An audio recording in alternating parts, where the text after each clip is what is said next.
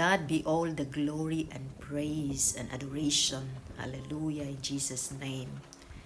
The word of God is our weapon for the enemy. By declaring it, it becomes alive, and your spirit will becomes alive. Have you noticed it?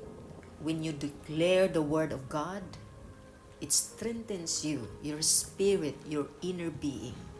I think you understand what I mean because it happened to me. Because the power of life and death is in the tongue.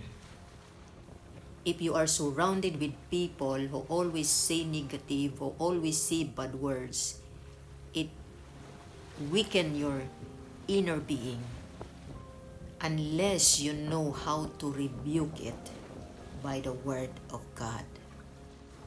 Diba maluya ta kung naay magsulti sa ato og dili maayo nga mga words?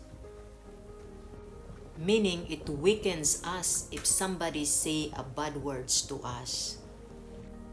But if you have a word you see right away, no, it will never happen to me because I am the daughter or the son of God, and declare His word and His promises. Why I am saying this is to give encouragement, because a lot of people who say bad words to you and you never know, you never aware, and sometimes you hear that. So you have to rebuke it. You have to say no. It will never happen. I refuse it in the mighty name of Jesus. That's why how important to read the Word of God, because without the Word of God, you cannot see anything. You just quiet because you don't know. And the enemy is always looking, is always want to destroy you and me. But if you know how to pray and always have a relationship with God the Father, the Son, and the Holy Spirit, He could not.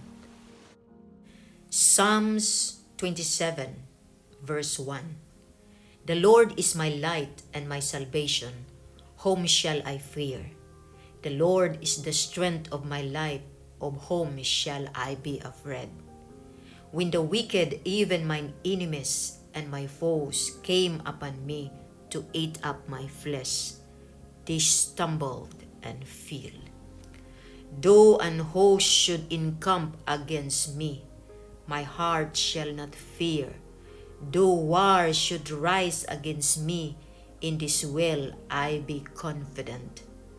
One thing have I desired of the Lord, that will I seek after, that I may dwell in the house of the Lord all the days of my life, to behold the beauty of the Lord and to inquire in His temple. For in the time of trouble He shall hide me in His pavilion. In the secret of His tabernacle shall He hide me. He shall set me up upon a rock, and now shall mine head be lifted up above mine enemies round about me. Therefore will I offer in His tabernacle sacrifices of joy. I will sing, yea, I will sing praises unto the Lord. Hear, O Lord, when I cry with my voice. Have mercy also upon me and answer me.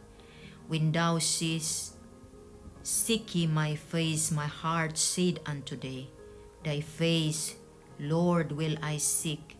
Hide not thy face from me. Put not thy servant away in anger.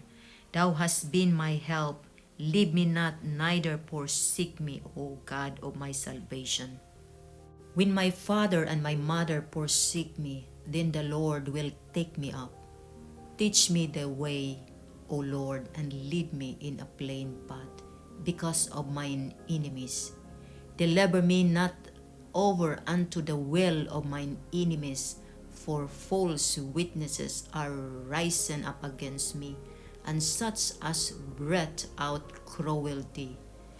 I had fainted unless I had believed to see the goodness of the Lord in the land of the living. Wait on the Lord, be of good courage, and he shall strengthen thine heart. Wait, I see, on the Lord.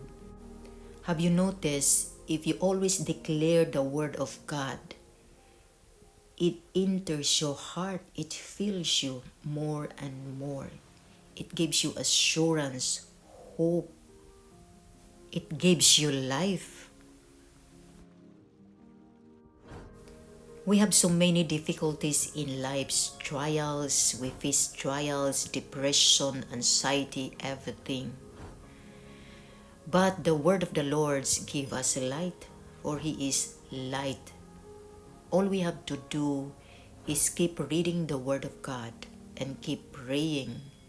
The more we pray and trust the Holy Spirit, without difficulties in life's trials, we cannot fulfill. We have to pray more and more. Life is not always happiness, even how rich you are, how poor you are, how success you are. Only God can protect us.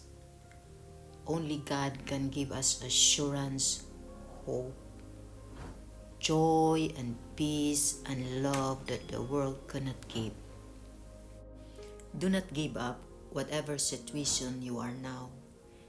Just hold on to the word of God and keep praying.